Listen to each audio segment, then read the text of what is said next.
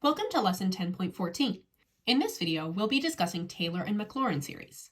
Recall from lesson 10.11 on Taylor polynomials that as the degree of a Taylor polynomial increases, our approximations for f near x equals c, the center of that Taylor polynomial, become more accurate.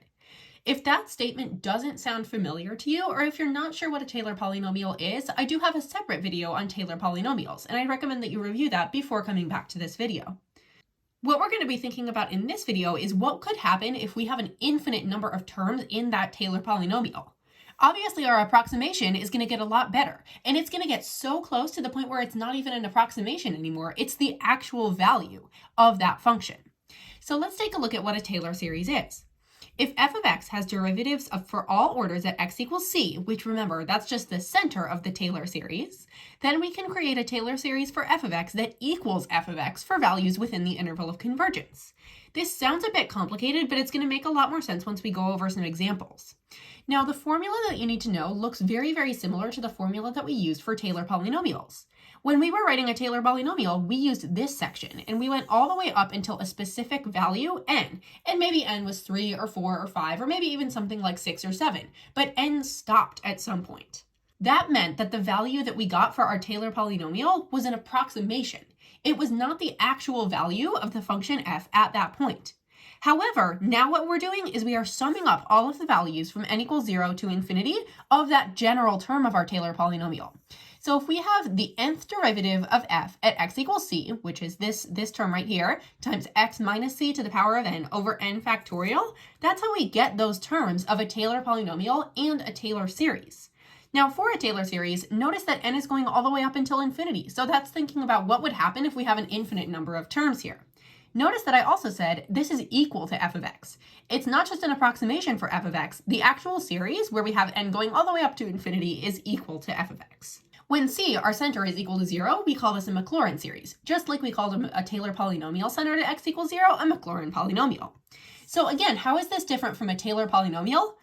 Well, a Taylor polynomial gives us an approximation of a function at a certain value, while the Taylor series gives us the exact value. And a Taylor polynomial has a finite number of terms, while a Taylor series has an infinite number of terms. There are 3 important Maclaurin series that pop up all the time on the AP Calculus BC multiple choice and free response questions. It would help you out a lot if you memorize these. The 3 that you need to know are e to the x, sine of x, and cosine x. So for e to the x, the Maclaurin series for e to the x is represented by 1 plus x squared over 2 factorial plus x cubed over 3 factorial plus x to the 4th over 4 factorial, etc. Now, when we're working with Maclaurin series, we often stick what's called a general term on the end, and that's what's our formula for the nth term. So our formula for the nth term right here, we have x to the power of n over n factorial.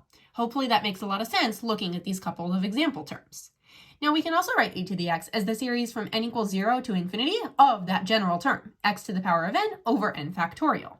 We also have Maclaurin series for sine of x and cosine x. For sine of x, our pattern starts with x, and then it goes minus x cubed over 3 factorial, plus x to the 5th over 5 factorial, minus x to the 7th over 7 factorial, etc. The general term for the Maclaurin series for sine of x is negative 1 to the power of n, which means that our series alternates, which you can see right here, times x to the power of 2n plus 1 over 2n plus 1 factorial. And again, we can stick that with summation notation over here to get our series for sine of x in a consolidated format. Same thing with cosine, except instead of picking the terms with the odd powers, we use the terms with the even powers.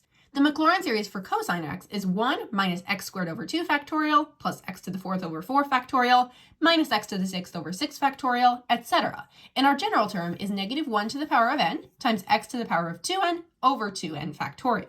You might be wondering where these actually come from. So let's see if we can find that formula for the Maclaurin series for f of x is equal to sine of x. The way that we build a Maclaurin series is we take f of x, which is our function, and we know that that's going to be equal to f of c, our center, plus f prime of c times x minus c, plus f double prime of c times x minus c squared over 2 factorial. Hopefully this is sounding really familiar from our video on Taylor polynomials, plus f triple prime of c times x minus c cubed over 3 factorial, etc. Now, since we're working with a Maclaurin series, that means that c, our center, is equal to 0. Because our center is 0, I'm going to go through and replace all the c's here with a 0. Now I need to go through and find f of 0, f prime of 0, f double prime of 0, and f triple prime of 0, now that I know that f of x is equal to the sine of x. So if f of x is equal to sine x, first I'm going to go through and find those derivatives. And then I'll find the derivatives at x equals 0.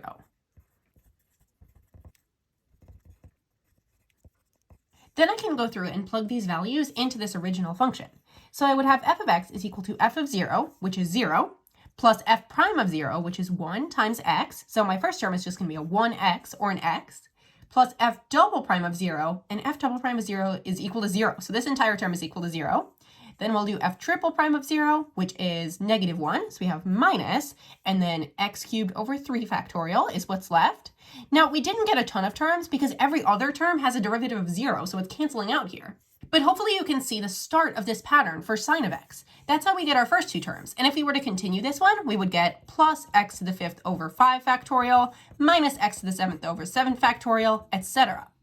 Now, we can also use this general term to find our terms. If we have negative 1 to the power of n times x to the power of 2n plus 1 over 2n plus 1 factorial, and we think about plugging in n equals 0 because that's where we start, well, we would have negative 1 to the power of 0, which is 1, times x to the power of 2 times 0 plus 1, so we would just have an x, over 2 times 0, which is 0 plus 1 factorial, which is just a 1. So when n equals 0, we would get an x. Then we could plug in n equals 2, and n equals 3, and n equals 4, and we would get all of these other terms right here. Now, if you work through that same process of finding each derivative and plugging it into our formula for a Maclaurin series for e to the x or cosine x, you would wind up with these rules. So that's where the rules come from. But if you can memorize them instead of having to work it out each time, that will save you a lot of time. Find the Maclaurin series for cosine of x cubed. Include the first 3 non-zero terms and the general term. Since cosine of x cubed is similar to cosine, which we know the Maclaurin series of, I'm going to begin by writing out my Maclaurin series for cosine of x. The Maclaurin series for cosine of x is going to be 1 minus x squared over 2 factorial, plus x to the 4th over 4 factorial, minus x to the 6th over 6 factorial, and then we will keep going, so we'll do a plus dot dot dot, and then I'll also include the general term, because it wants the general term for cosine of x cubed. The general term for cosine of x is going to be negative 1 to the power of n times x to the power of 2n over 2n factorial. So this pattern would be for cosine x. However, we're trying to find the Maclaurin series for cosine of x cubed. So what I'm going to do is I'm just going to replace every x that I see in here with an x cubed, because that's the change that's been applied to my original function. So I'll have 1 minus x cubed squared over 2 factorial, plus x cubed to the 4th over 4 factorial, minus x cubed to the 6th over 6 factorial, etc. Do that plus dot dot dot, and then we do that same thing to the general term. So we have plus negative 1 to the power of n times, and then remember I'm doing an x cubed for my x, to the power of 2n over 2n factorial. The very last thing I'm going to do is just go clean this up. For example, I'll change the x cubed squared into an x to the 6th. And it says include the first 3 non-zero terms. So these are my first 3 non-zero terms. That means that I don't really need to worry about this one. I can just say plus dot dot dot and then have my general term, because it also asks me for the general term. The general term will be negative 1 to the power of n times x to the power of 6n over 2n factorial. There's my answer. Find the Maclaurin series for 4x times e to the power of 3x. Include the first 3 non-zero terms and the general term. The part that I recognize as having a Maclaurin series that I know right up here would be the e to the x part. I know this isn't exactly e to the x, but I'll be able to manipulate it once I have that Maclaurin series for e to the x written out. The Maclaurin series for e to the x is going to be 1 plus x squared over 2 factorial plus x cubed over 3 factorial plus dot dot dot, and that pattern continues until we get to our general term, which is x to the power of n over n factorial. Now, let's see what happens if we plug in a 3x everywhere that we have an x right here, because our next step in getting to this final one would be plugging in a 3x. So now I'm going to go through and plug in a 3x everywhere that I see an x up here, including in my general term. Now, I'm also supposed to be multiplying this entire thing by a 4x. So if I have 4x times e to the power of 3x, that means that I'm going to take 4x times this entire Maclaurin series for e to the power of 3x. So I'm just going to copy this down, and then I'll distribute the 4x. And as I do that, I'm going to simplify some of these. For instance, instead of writing 3x squared, I'm going to do 3 squared times x squared, or 9x squared over 2 factorial. For this one, I'll do 27x cubed over 3 factorial, but then I'll leave that general term pretty much the same. Last step will be to distribute the 4x. So I'll do 4x times 1, which makes a 4x, 4x times 3x, which makes a 12x squared, 4x times 9x squared over 2 factorial, which makes a 36x cubed over 2 factorial, and it only asks me to include the first 3 non-zero terms. So that's where I'll stop writing out the terms. However, I also need the general term because it asks for the general term. So at the end right there, I'll have 4x times 3x to the power of n over n factorial. I had to distribute that 4x to the general term as well. This would be my response. Let f of x equal x plus 2 times the sine of x. Write the first 3 non-zero terms of the power series for f of x centered at x equals 0. I know what the Maclaurin series for sine of x is, so I'm going to rewrite f of x with the Maclaurin series for sine of x in place of that actual f of x. So I'm going to say f of x is equal to x plus 2 times, and then sine of x, that Maclaurin series, is going to be x minus x cubed over 3 factorial plus x to the 5th over 5 factorial, etc. I'm not going to stick the general term on here just because my answer doesn't require a general term. It just says write the first 3 non-zero terms of that power series. Now, when I'm multiplying a binomial like x plus 2 by what is essentially a trinomial, this 3-term polynomial, what I need to do is distribute each term of the x plus 2, the x and the 2, to each of these terms. So I'll be doing x times this, and x times this. Then I'll do 2 times x, 2 times this, and 2 times this. So first I'll do x times x, which would be the x squared. Then I'll do x times negative x cubed over 3 factorial, which makes negative x to the 4th over 3 factorial. Then I'll do x times x to the 5th over 5 factorial, which makes an x to the 6th over 5 factorial. Then I'll do 2 times x, which makes a 2x. 2 times negative x cubed over 3, which is minus 2x cubed over 3 factorial, and then 2 times x to the 5th over 5 factorial just makes a 2x to the 5th over 5 factorial. And then I will stick that plus dot dot dot on the end here because I have f of x equaling this. Now it only asks me for the first 3 non-zero terms of the power series. When we're writing a power series, we want the terms with the lowest degrees to come first.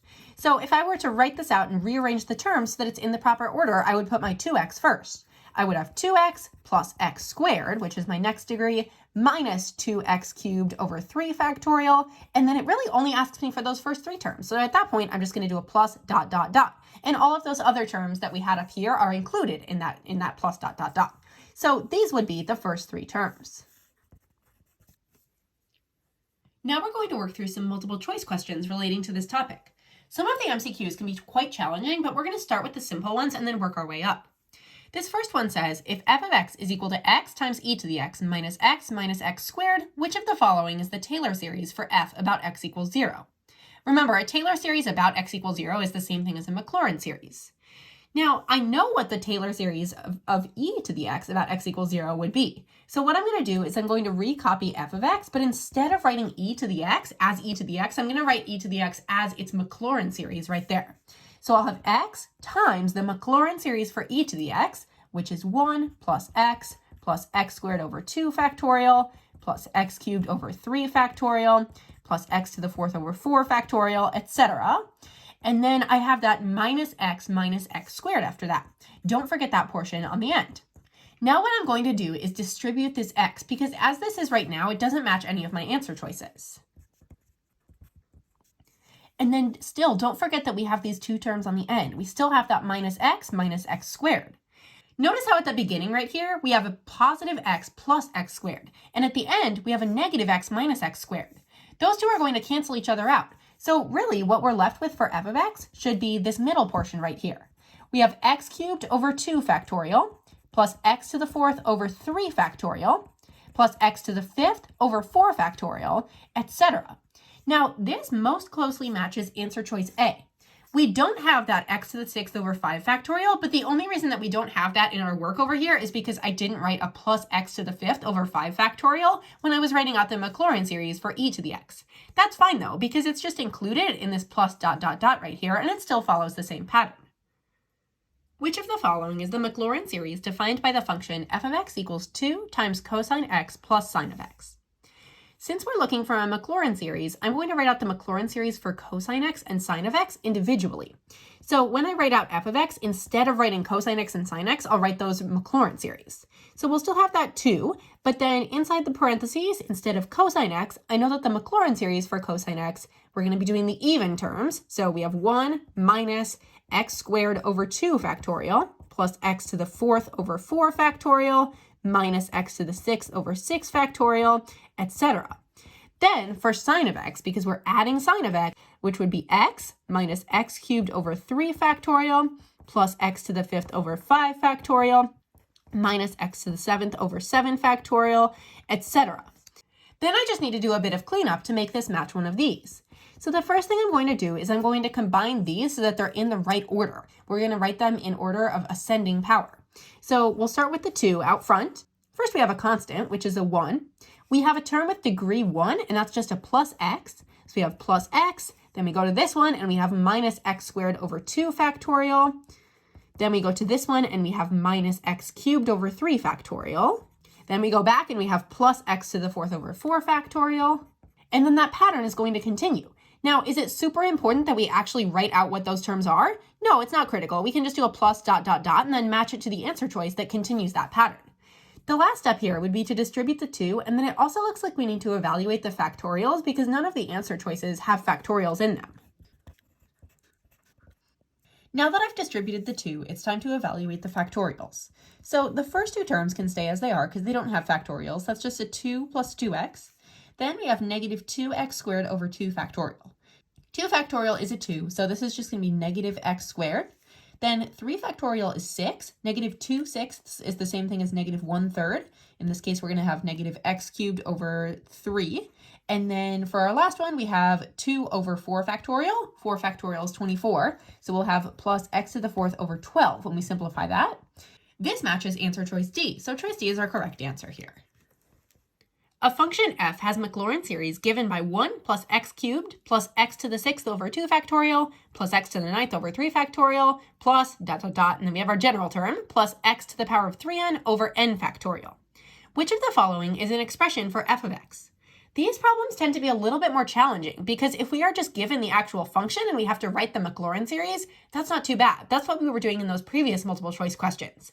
But when we're given the Maclaurin series and we have to figure out what function did that come from, that could be a little bit more tricky. One of my favorite methods to use is to look at the general term. Let's see if we can match this to one of the general terms that we know.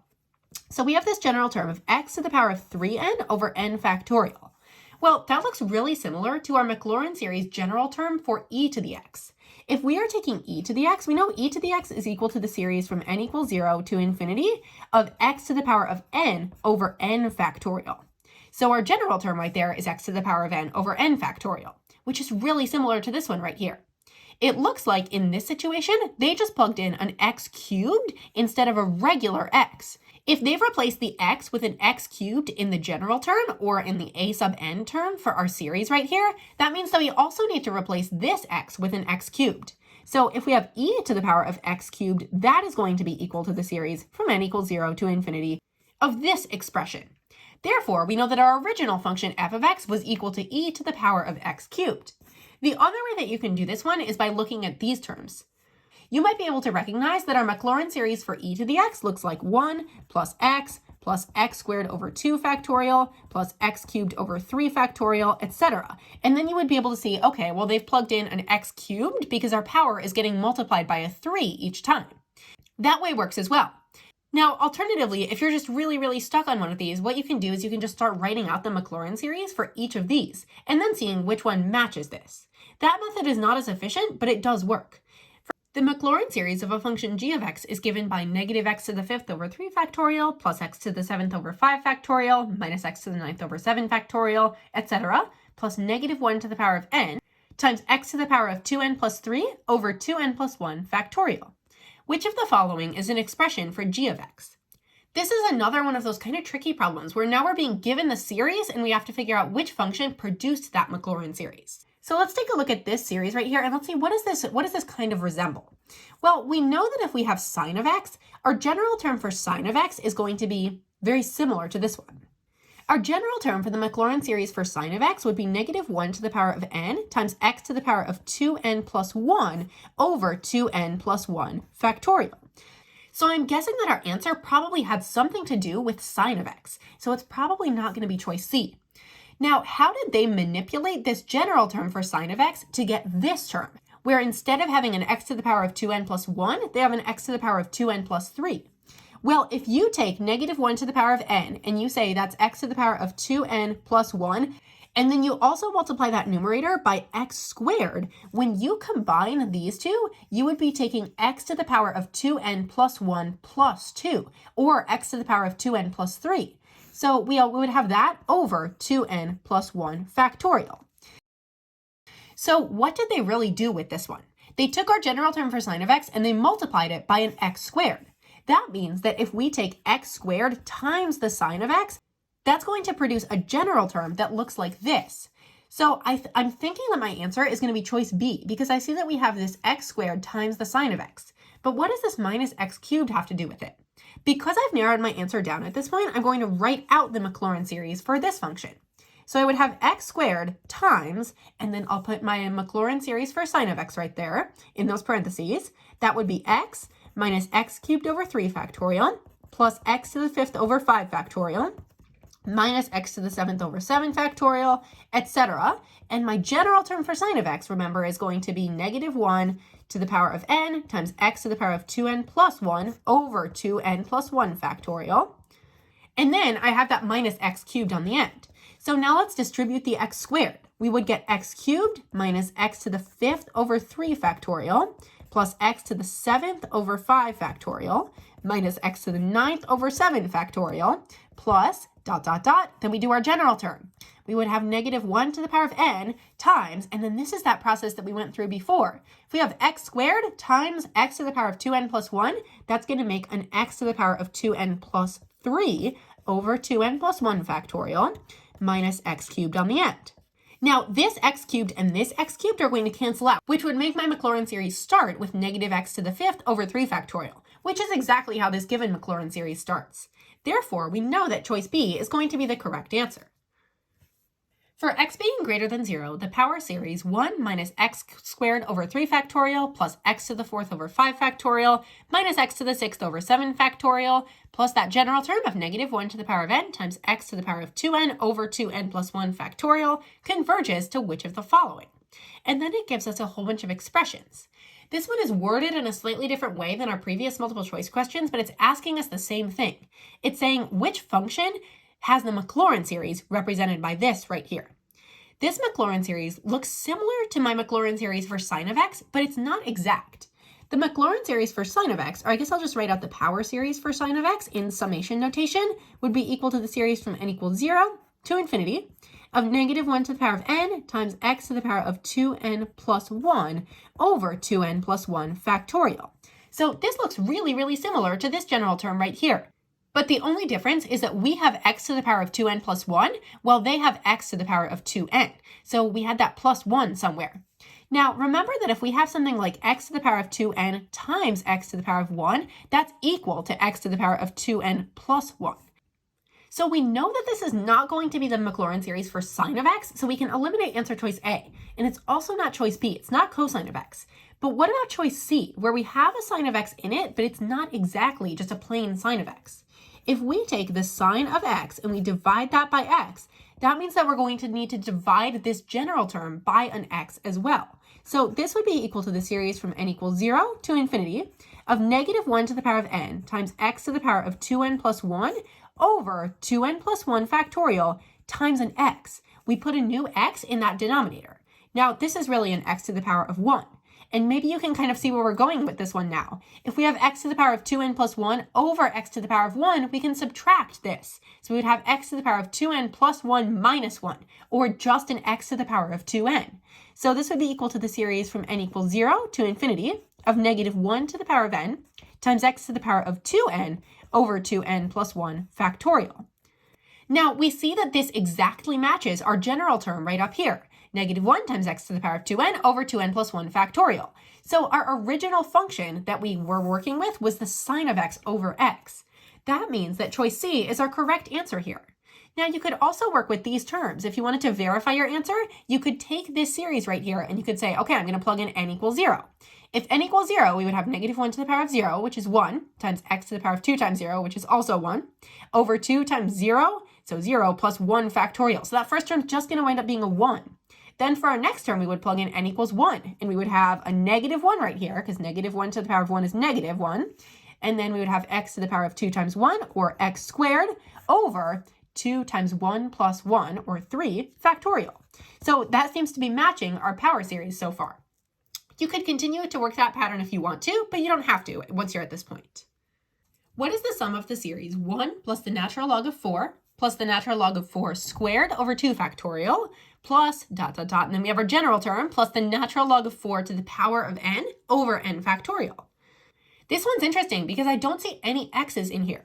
However, I do see that we have a lot of natural logs of 4 that seems to have been plugged in for an x. So what if I rewrite this series with x's everywhere that I see a natural log of 4? This would be 1 plus x squared over 2 factorial, and then we would continue that pattern, plus x to the power of n over n factorial.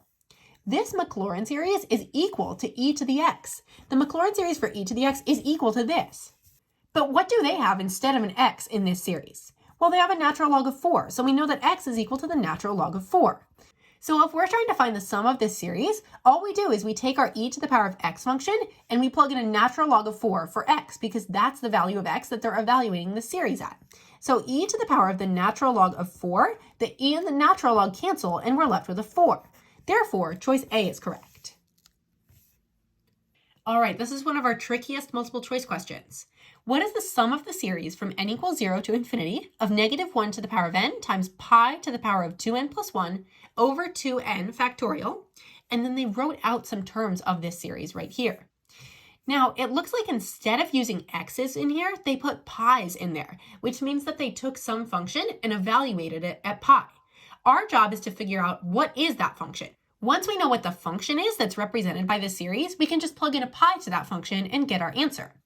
So the first thing I'm going to do is I'm going to rewrite this, but instead of using pi's, I'm going to use x's. We have the series from n equals 0 to infinity of negative 1 to the power of n, that stays the same, times x to the power of 2n plus 1 over 2n factorial. And right now, I'm really just going to focus on the general term. There we go, that's better. All right, so now we have to figure out what's the function that matches this series right here. This series, if we look at this general term right here, the negative 1 to the power of x to the power of 2n plus 1 over 2n factorial, that looks really similar to cosine. The general term for cosine, or I guess we could write out the series for cosine. We'll say cosine of x is equal to the series from n equals 0 to infinity of negative 1 to the power of n times x to the power of 2n over 2n factorial. So all that they have done is added an additional plus 1 up here. How could we make that happen in our series? Well, if we do x times cosine of x, we would have to multiply this a sub n right here by an x. So let's see if that will make it work out. We have the series from n equals 0 to infinity of negative 1 to the power of n times x to the power of 2n. So that would just be our numerator for cosine, but since we have x times cosine x, we'll say times an additional x to the power of 1, which is really just that x. That's over 2n factorial. Then we can do a little bit of cleanup here, and we have the series from n equals 0 to infinity of negative 1 to the power of n times x to the power of, and then remember that we add the exponents in a situation like this. So we have x to the power of 2n plus 1 over 2n factorial. This matches our series that they gave us. The only difference is that we have an x and they have a pi. Now remember, this just means that we are trying to evaluate what is this when x is equal to pi. Since we know that this series is equal to x times cosine x, we're just going to find pi times the cosine of pi, and that will be our answer. Now, cosine of pi is negative 1, so we have pi times negative 1, or negative pi. That means that choice C is the correct answer. What is the sum of the infinite series 1 minus e squared plus e to the 4th over 2 factorial minus e to the 6th over 3 factorial plus e to the 8th over 4 factorial plus, etc., negative 1 to the power of n times e to the power of 2n over n factorial? This is another one where I don't see any x's in here. And we usually want to see an x in here so that we can figure out what's the function in terms of x that created this series. Now, this looks pretty similar to our Maclaurin series for e to the x. We know that e to the x is equal to 1 plus x squared over 2 factorial plus x cubed over 3 factorial, etc. And our general term for e to the x is x to the power of n over n factorial. So that looks pretty similar here because we have this over 2 factorial over 3 factorial, and if we continued that pattern, it would be over 4 factorial, and we start with a 1. But the problem is they've plugged in something else that is not an x. It looks like they have plugged in a negative e squared. If we were to plug in a negative e squared back into this function right here, everywhere that we see an x, we write a negative e squared, we would have 1 minus e squared plus e to the 4th over 2 factorial minus e to the 6th over 3 factorial, etc. And then our general term would be negative e squared to the power of n over n factorial. Now, this is actually the same as this general term, but it's just written a little bit differently. They've pulled out the negative 1 to the power of n, and then they have the e to the power of 2n separately. But these two are equivalent right here. Therefore, we know that they just took the Maclaurin series for e to the x, and they put negative e squared into that series. That means that what we're really trying to find is we're trying to find if our original function was f of x is equal to e to the x, we're trying to find f of negative e squared. Now, it's a little weird because we have an e as our base and as our exponent here, but we just follow the same process. We have e to the power of negative e squared, and then we can move that negative e squared to the denominator, which would give us a 1 over e to the power of e squared if we want to keep that exponent as a positive number. This matches answer choice D.